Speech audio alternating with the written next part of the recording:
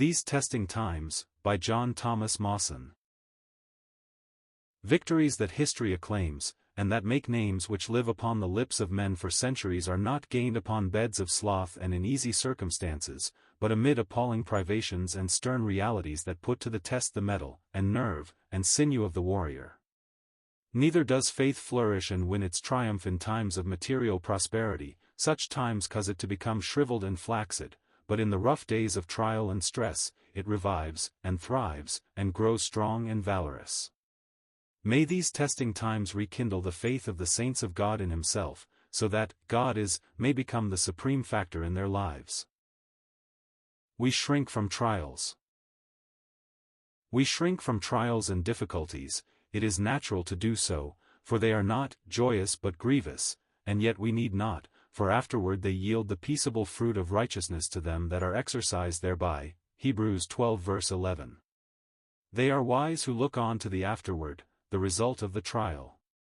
This result does not hang in the balance, as may the result of some great battle that rages for hours and days. It is assured to us, we only stand to gain if we are exercised by the trial. Then let faith rear its head in the storm, let it lay hold upon God with strong grip. Let it speak out with confident voice, and say, though He slay me yet will I trust Him, assured that if that be the end of the trial it shall be well, for He does all things well. And to have died in faith, like those great souls in God's roll of honor, in Hebrews 11 is better than to live without purpose and die without mercy. Things could not continue as they were.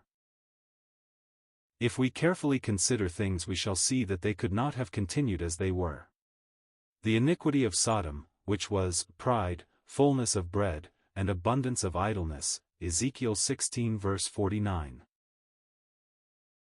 Prevailed in these civilized countries of Europe, and the Church had largely fallen under their seductive spell.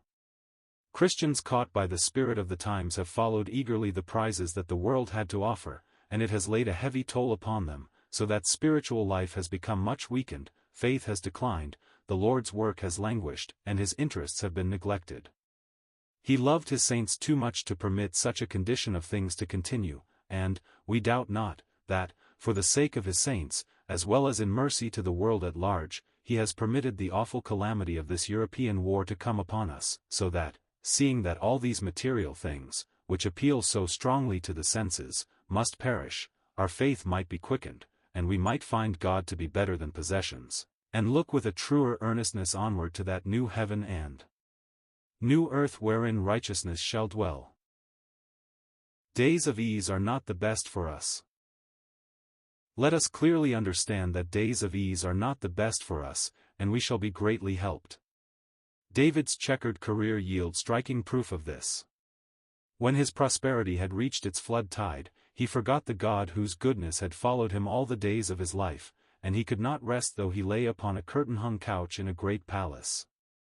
There his unsatisfied heart and restless eye led him into that foul sin that stained his name, and makes the enemies of the Lord blaspheme even to this day. But in the darkest hour of this strange history, when his traitor son pursued him for his blood, and his only bed was the cold earth on the hillside, he could sing, Thou, O Lord, art a shield for me, my glory, and the lifter up of my head. I cried to the Lord with my voice, and He heard me out of His holy hill, Selah. I laid me down and slept. I awaked, for the Lord sustained me. I will not be afraid of 10,000s of people, that have set themselves against me round about. Psalm 3 verses 3-6. Prosperity and the palace, with forgetfulness of God, gave birth to sin. Adversity, with the Lord at hand, yielded the psalm that sings its music to our souls even in these testing times. Christians must not expect to escape from sorrow. God can deliver from trouble His people who trust Him, He can cover them in the day of battle, and preserve them from the terror by night, and He will do these things for them when it is for their greatest good that He should, so that they may always commend themselves and all that are theirs to His wise and tender mercies. Yet the Christian ought not to hope to escape the sorrow and suffering through which others are passing. It would be unwarrantable selfishness and sheer weakness to expect to do so. The sword is as likely to bereave the Christian home of a beloved son as any other, and the house that is sanctified by prayer has no immunity from the bomb that falleth in the darkness, except, as we have said, God sees that their preservation from these things will be for their greatest good. Then what advantage has the Christian over the one who knows not God? His advantage lies in the fact that he knows God, God behind the sorrow, God over it, God in it, and God abiding in all his infinite wisdom and love when the sorrow is past and gone. And faith in God, who is not only the Almighty but the God of all comfort, lifts the Christian out of all depression and enables him, instead of attempting to escape sorrow, to share the sorrows of others, and to suffer instead of them if needs be. With this knowledge the Christian is the man to brighten the corner in which he is set and to convey hope and comfort to the despairing and distressed. The testing time is a sifting time. There is more comfort in the Scriptures than ever we have drawn from them, or ever shall. They are like the boundless ocean, while our need is like the bucket that is dropped into it. Take such a passage as this, for, lo, I will command, and I will sift the house of Israel among all nations, like as corn is sifted in a sieve, yet shall not the least grain fall upon the earth. Amos 9 verse 9. The words have special reference to the sons of Jacob, but they declare a great principle in the ways of God with his saints, and his never-failing care of his work in them in all dispensations, and they are written for our learning and comfort. The true saints of God are the wheat, fair and priceless in his estimation, and it is necessary that they should be put into the sieve, that they might be ridded of the chaff, set free from all refuse forever. Yet in the sifting not a grain shall be lost. God himself will take care of even the least. What comfort there is in that! The New Testament word is tribulation equals buller, to rub out corn.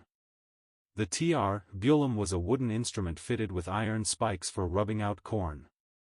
And though tribulation cannot be anything but grievous to nature, yet we shall glory in it if God's purpose in it lays hold upon us. Romans 5 verse 3. The sifting may come in various ways. In Peter's case Satan was permitted to use the sieve, and in it the adversary hoped to destroy him, but the result of the sifting was that he was freed from the chaff of self-confidence and boasting.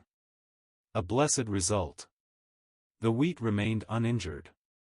His faith did not fail, Luke 22 verse 32.